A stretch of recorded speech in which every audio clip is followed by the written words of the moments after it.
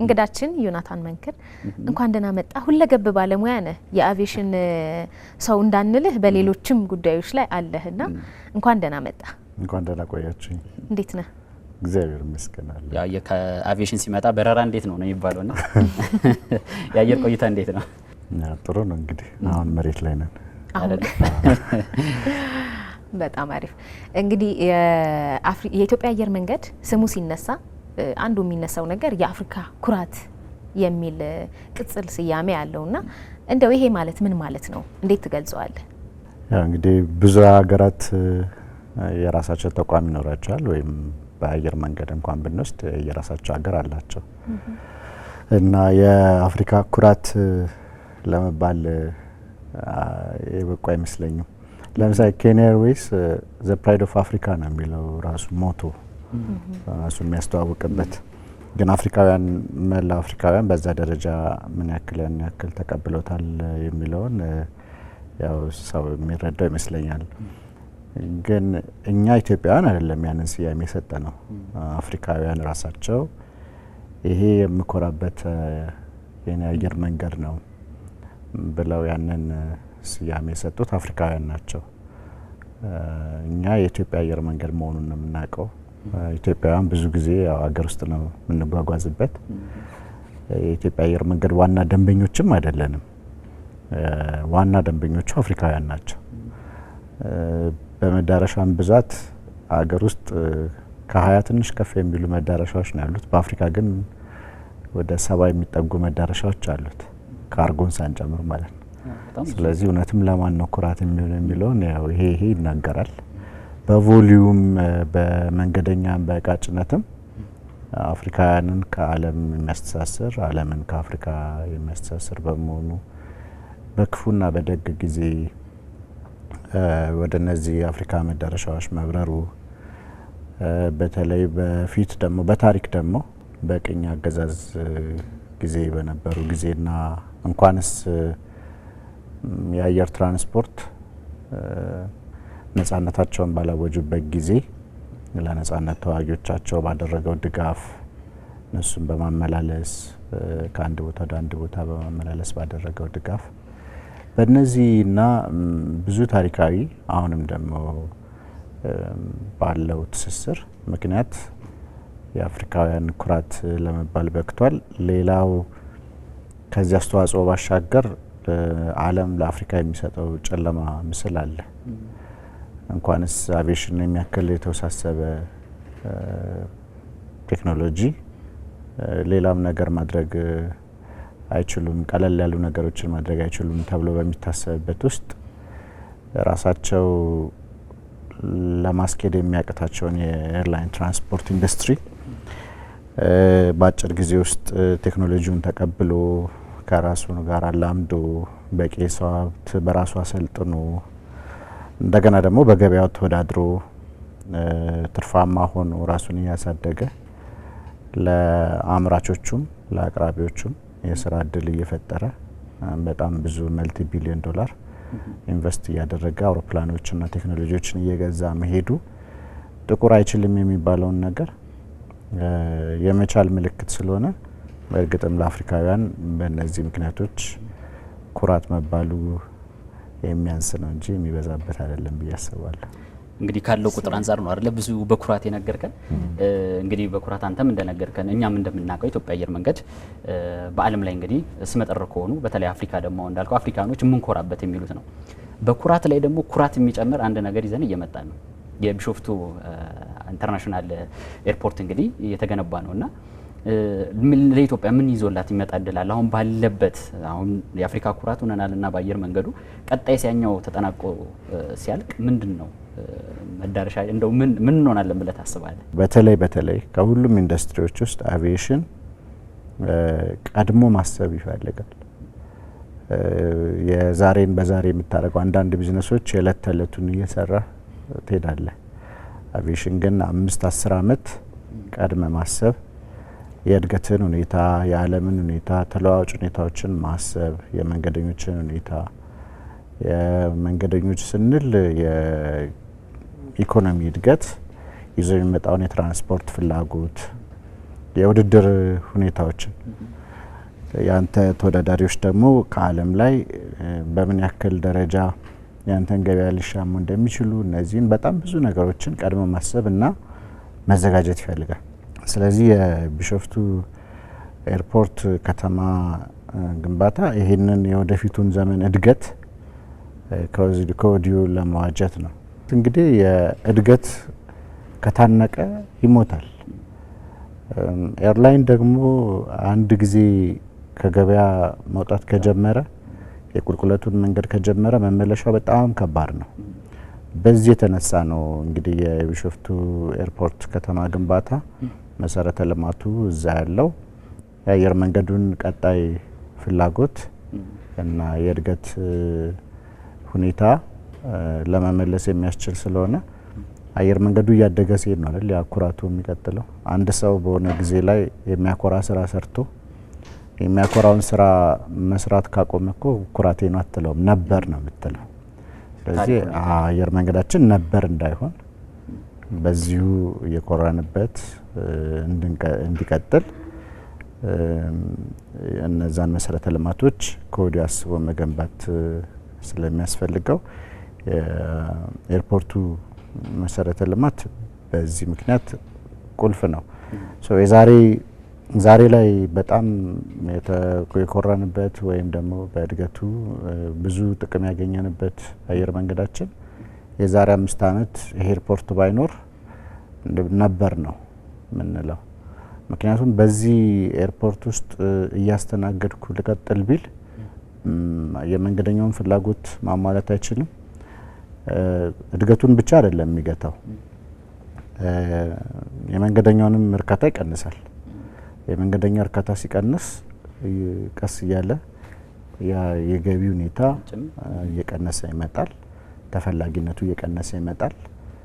የተፈላጊነትና በደንበኞችን ደግሞ ማርካት ካልቻልክ ደግሞ ገቢው ከቀነሰ ኤርላይን ሊቆም አይችልም እና በዚህ ምክንያት የመንገደኞችን ፍላጎት በቁጥር በመዳረሻ ብዛት በአውሮፕላን ብዛት መጨመር ብቻ አይደለም እርካታቸውንም መጨመር። ምክንያቱም አሁን በዚህ ዘመን ኤርላይን ውድድሩ በዘመናዊ አውሮፕላን ብቻ አይደለም ወይም በምታቀርበው ቴክኖሎጂ ብቻ አይደለም፣ በምታቀርበው መሰረተ ልማትና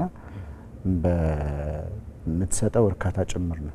ስለዚህ ውድድሩ ያለው እዛ ላይ ስለሆነ ያን ለማድረግ አንዱ ዋናው ነገር በቂ የሆነ ስፔስ ይፈልጋል።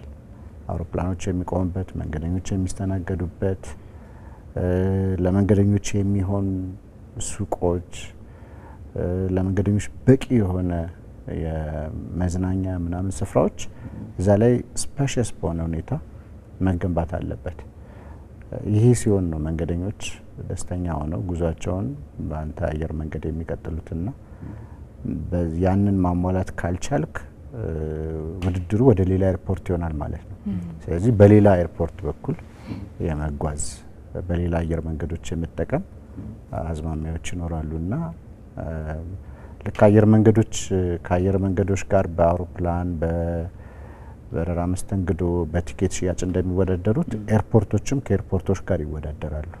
የትኛው ኤርፖርት ነው በየትኛው ኤርፖርት በኩል ልለፍ የሚሉ ውድድሮች አሉ። ስለዚህ በዛ መንገድ በኤርፖርትም በኩል የሚኖረንን ተወዳዳሪነት ይጨምራል ማለት ነው። በጣም አሪፍ። እንግዲህ ያብራራኸው በጣም በሰፊው ነው፣ ምክንያቱም ዋጋው ከፍ ያለ ስለሆነ ማለት ነው።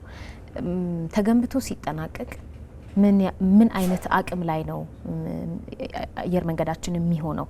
ማለት የማስተናገድ አቅሙም ከዓለም ሌሎች አየር መንገዶች ጋር የተወዳዳሪ የመሆን ሁኔታው ምን ሊሆን ይችላል? ምን ይሆናል ተብሎ ይገመታል?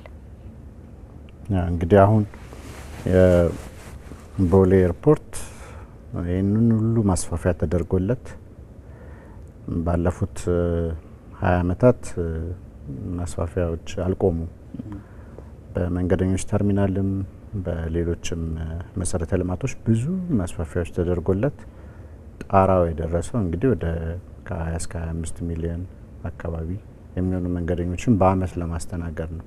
በጣም ብዙ ነው። እንግዲህ ይህንን ያክል አስተናግዶም አሁን የሚገነባው በሁለተኛው ፌዝ ሲያልቅ ወደ 110 ሚሊዮን መንገደኞችን በአመት የማስተናገድ አቅም አለው። እዚህ ወደ 4 እጥፍ ማለት ነው አይደል? ስለዚህ በዚህ ደረጃ ነው እንግዲህ አቅሙ የሚጨምረው። አውሮፕላን ማቆሚያውንም ጨምሮ እንደዛው። አንዳንድ ቢዝነስ አሁን የቱንም ያክል ትልቅ ህንጻ ቢገነባ ፓርኪንግ ከሌለው ቢዝነስ ማን ይመጣል?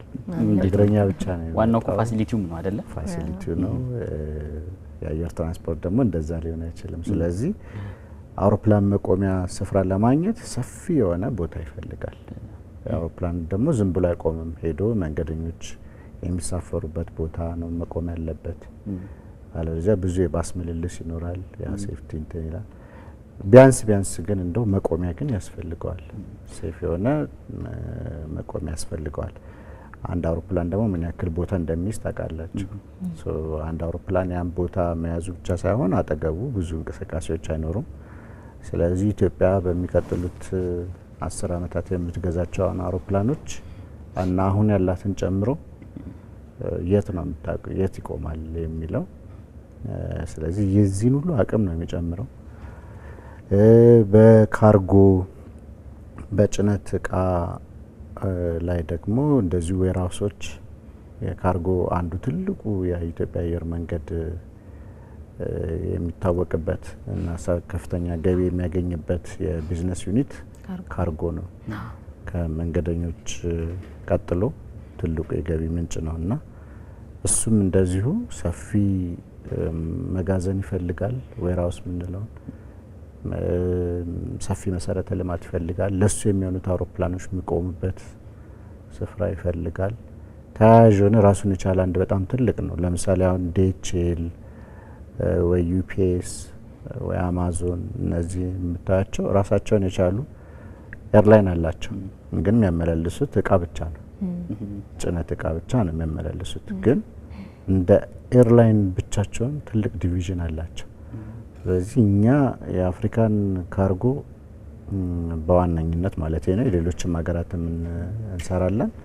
ግን የአፍሪካን ካርጎ 1.3 ቢሊዮን ህዝብ የሚኖርበትን ትልቅ አህጉር የካርጎ ተወዳድረን ትልቁን ድርሻ ለመውሰድ ሰፊ የሆነ የካርጎ መሰረተ ልማት ያስፈልገናል። ስለዚህ ሌላ ኩባንያ እንደማቋቋም ቁጠሩት እዛው ኤርፖርት ላይ ማለት ነው። እንግዲህ የመንገደኞች ቁጥር ሲጨምር ደግሞ ለነሱ የሚጫነው ምግብም አይደል ሰፊ ነው ይጨምራል ማለት ነው። ስለዚህ ለሱ የሚሆን ደግሞ ትልቅ ኬተሪንግ ፋሲሊቲ ያስፈልጋል። ያ ኬተሪንግ ፋሲሊቲ በመቶ ሺዎች የሚቆጠር ምግብ በቀን ማምረት የሚችል መሆን አለበት።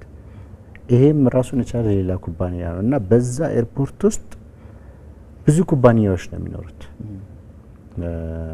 ያው ስሙ ብዙ ጊዜ የኢትዮጵያ አየር መንገድ ሲባል አውሮፕላን ብቻ ነው። ግን አውሮፕላን ብቻውን ተነስቶ የሚበር ነገር አይደለም። አውሮፕላን እንዲበር ደህንነቱ እንዲጠበቅ የደህንነት ሰራተኞች ይኖራሉ። እነዚህ ደግሞ ሌላ የመንግስት ብራንች ነው፣ ቅርንጫፍ ነው። የአቪዬሽን ሴኩሪቲ ክፍል አለ። እሱ ራሱን ችሎ የራሱ መሰረተ ልማት ይፈልጋል።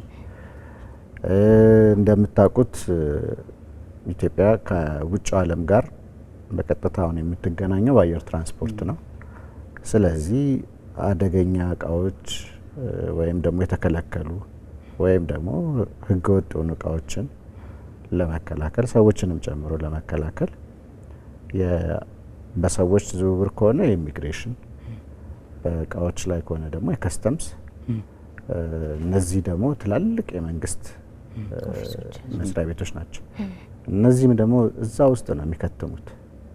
ስለዚህ የአቪዬሽን ቀጥተኛ የአቪዬሽን ተቋማት ብቻ አይደሉም የሚመጋገቡት፣ በርካታ በስሩ ነገሮችን ይይዛል ማለት ነው። ስለዚህ ይሄ በርካታ ሰው ይሄን ያክል 100 ሚሊዮን በአመት አስተናግዳለሁ ስትል 100 ሚሊዮን መንገደኞችን መፈተሽ፣ የ100 ሚሊዮን መንገደኞችን እቃዎች የመፈተሽ፣ የመቅረጥ፣ የመጠየቅ አቅም ያለው የመመገብ እነዚህ ሁሉ ነገሮች በጣም ብዙ ነው እና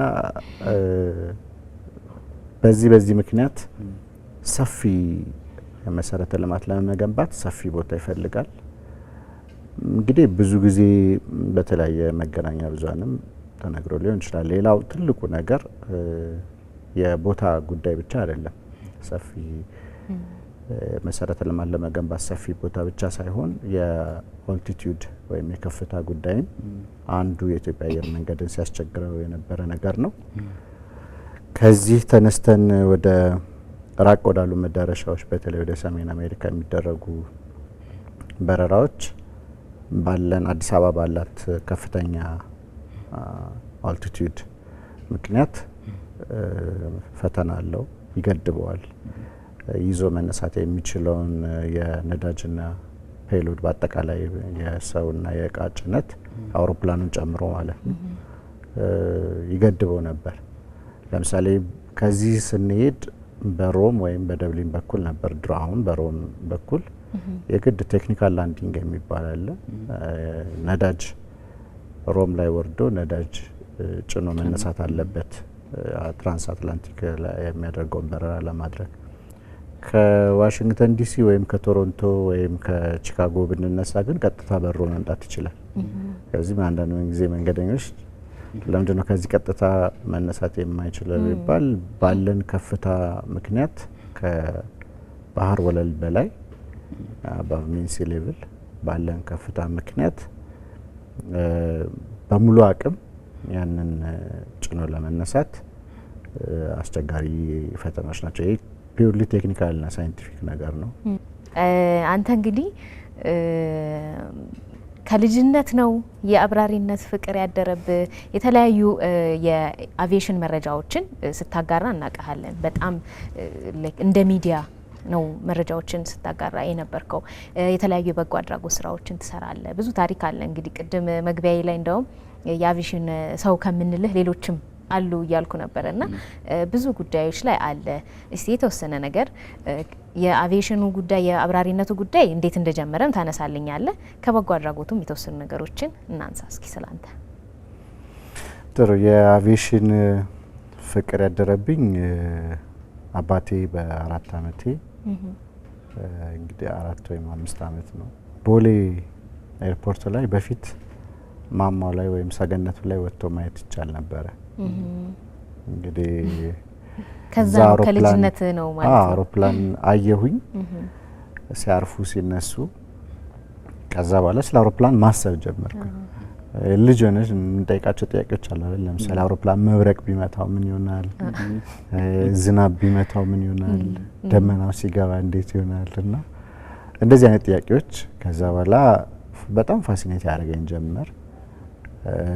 ትምህርት ቤት አዳሪ ትምህርት ቤት የተማርኩት አጋጋ አድቬንቲስት ሚሽን ነው የተማርኩትና እዛም አውሮፕላን ማየት የምችልባት አንድ የሆነች ቦታ አለች።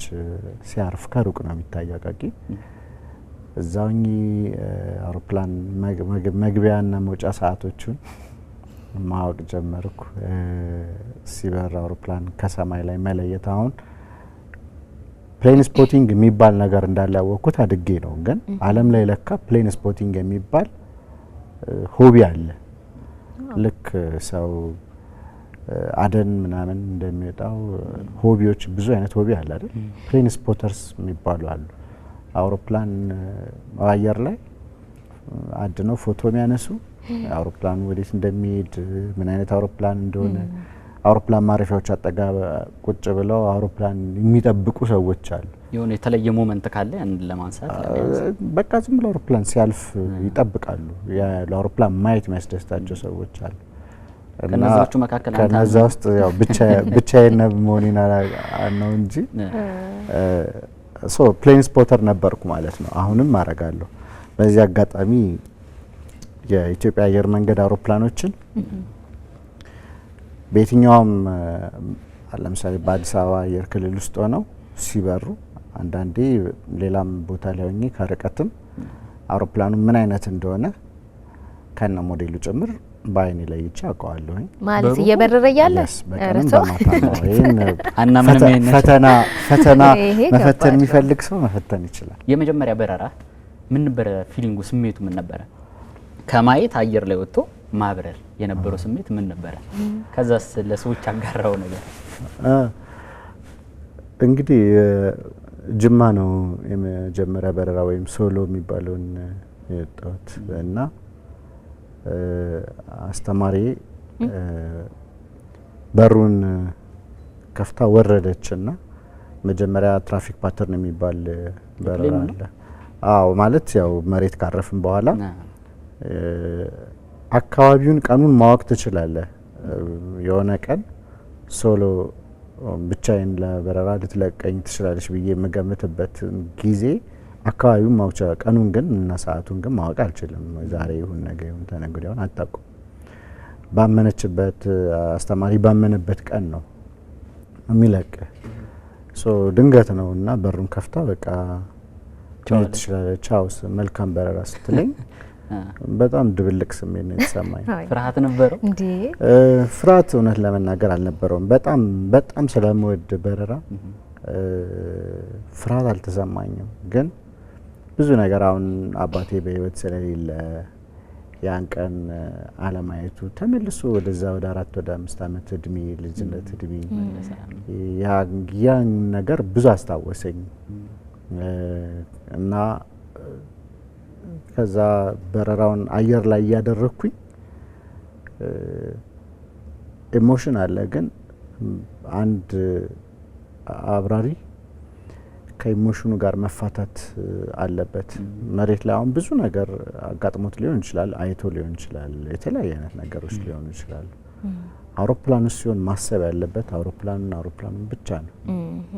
ሪስኩ ከባድ ስለሆነ አዎ ምንም ስህተት እንዳይፈጠር ከስሜቱ መለያየት መፋታት። በተለይ እንደዚህ ትናንሽ አውሮፕላን አንድ ሞተር ነው ያላቸው፣ በጣም ሶፊስቲኬትድ አይደሉም እና አብዛኛው ነገር የራስን ጀጅመንት የሚጠይቁ ናቸው። ብዙ ኮምፒውተራይዝድ አይደሉም።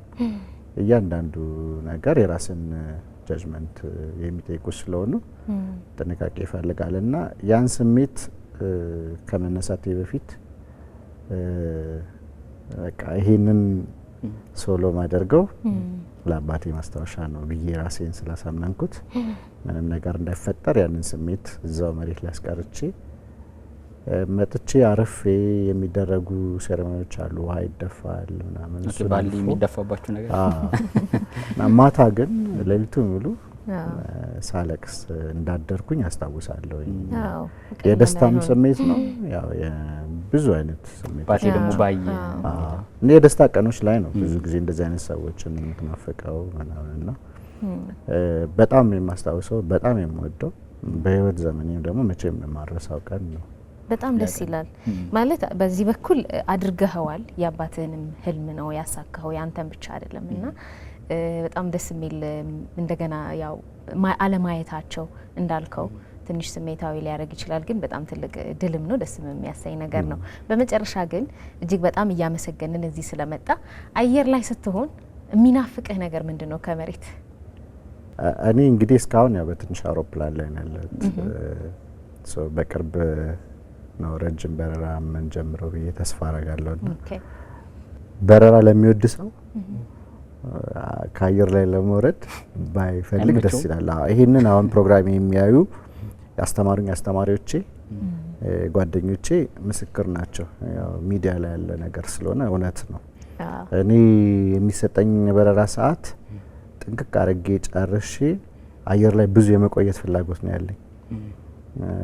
መውረድ አልፈልግም ነበር በስልጠና ጊዜያችን።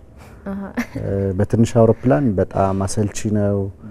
3 ሰዓት ናቪጌሽን የሚባል በረራ ከተሰጠ 3 ሰዓቷንም ደርሼ እንኳን መሄድ ያለብኝ ቦታ ደርሼ ብመለስ ቀረብ ብዬ እዛ አካባቢ አንድ ቦታ ላይ የተለያዩ ማኑቨርስ የሚባሉ እነሱን እየሰራው ሰዓቴ እስከምታልቅ ድረስ መብረር ነው የምወደው። መንገደኛው እንኳን ስበር እንደው በረራው ባላለቀ ብዬ ነው የምመኘው። ይሄ እንደ ሰው ይለያያል እና መሬት ላይ መውረድን የሚናፍቅ ሰው ሊኖር ይችላል አይደል? መንገደኛም ቢሆን አዛ ፓይለትም ሆነ ለመናገር ቶሎ በሮ መሬት ላይ መውረድ የሚፈልግ ሰው ሊኖር ይችላል። ግን እኔ አየር ላይ ሆን ሞር ደስ ይለኛል። በተለይ ደግሞ አልበረን ዳሞራ ሰው አድርጎ ፈጥሮኛል የሚለው ዘፈን ላንተ የሚስማማ ይመስለኛል። እንግዲህ ቆይታችን በጣም ጥሩ ነበር። በዚህ አጋጣሚ አንድ ኤሮክለብ የሚባል አቋቁም ያለውኝ ይሄ ታዳጊዎችን በሁሉም ኢትዮጵያ ሀገራችን ክፍሎች ውስጥ እኔ ልጅ ሆኜ ያገኘሁትን ኢንስፓይሬሽን ያንን መልሶ መስጠት ስለምፈልግ በአዲስ አበባ፣ በሐዋሳ፣ በባህር ዳር አሁን ደግሞ በቅርቡ በቢሾፍቱና በአዳማ ኤሮ ክለቦችን ኦልሬዲ አቋቁመናል። ታዳጊዎች ከወዲሁ በአቪዬሽንና በኤሮስፔስ ላይ ዝንባሌ፣ ተሰጥኦ፣ ፍላጎት፣ ችሎታ ያላቸውን ልጆች ማሳተፍ እነሱን ከአቪዬሽንና ከኤሮስፔስ ኢንዱስትሪ ጋር እንዲገናኙ ከወዲሁ እንዲዘጋጁ ለማድረግ ለወደፊቱም የኢትዮጵያ ብቻ ሳይሆን የአፍሪካ አቪዬሽን የሰው ሀብት ያስፈልገናል ትልቅና ለዛ ለማዘጋጀት የሚሰራ አለ። እንግዲህ ከሁሉም የአቪዬሽን ጉዞዎቼ በጣም የምወደው እና ትልቅ እርካታ የሚሰጠኝ ደስታ የሚሰጠኝ እንደ ዜጋ ይህንን አደረኩ ለሀገሬ ብዬ ማስበው በዚህ በኢትዮጵያ ኤሮ ክለብ በኩል የምሰራው ስራ ነው እና ይህንን በዚህ አጋጣሚ መግለጽ ስለፈለኩ ነው። በጣም ጥሩ ነው። በጣም ደስ ይላል። ምክንያቱም ከስር ሲሰራ ነው ብዙ ለውጥም የሚመጣውና በጣም ትልቅ ነገር ነው። በርታ እንላለን አይደል? እንግዲህ በተለይ አየር መንገድ የሰው ሀብትን በጣም ይፈልጋል። የሰው ኃይል የሚፈልግ ተቋም ስለሆነ እንግዲህ ጥሩ እና አንዳንዱም አውቀናቸው በጣም የጨመርንባቸው አንዳንዱ ደግሞ ግራ የሚያጋቡና አዲስ ነገሮችን እንትን ብለህናል፣ አጋርተህናል። የራስህንም የግል መነሻህንም እንግዲህ ያወሳበት ቆይታችን በጣም ጥሩ ነበረ። ካፕቴን ዮናታን እጅግ አድርገን እናመሰግናለን። መልካም ጊዜ ይሁንልን።